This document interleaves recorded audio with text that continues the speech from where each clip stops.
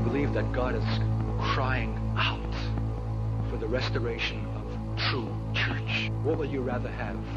A successful church or an apostolic glory? What is the extent of your ambition in God? You want to have a snazzy program and multiply the congregation and have all kinds of youth work and retreats and nice things going and prison ministries and elderly and all that stuff, and have your budget balanced, have a good staff and a happy congregation, and every service will be a delight? Or something more than that which is good, but that which is perfect and is the heavenly and apostolic model. For these men that were separated by the Holy Ghost by name and were sent forth by the laying on of hands shook the earth and turned cities upside down. Don't tell me about successful ministries. They can't compare. For God's sake, wake up! Call your people, Lord. Call your people with the spiritual calling, Lord. Let the voice of the Spirit call your people to attention. Call your people to sobriety. Call your people to reality. Breath the root and the spring of life and authority and power and dominion.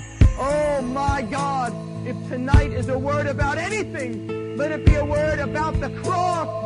Let it be a revelation of God there and nowhere else. For God is nowhere else.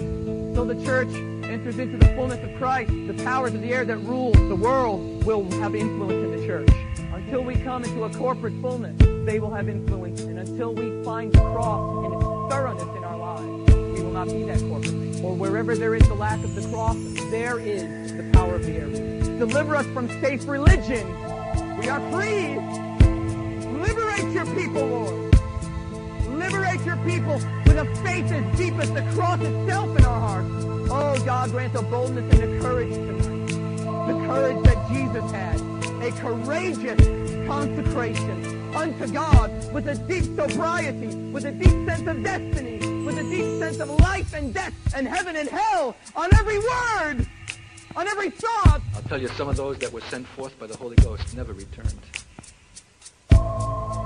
This service is being watched by a cloud of invisible witnesses who will not be perfect without you.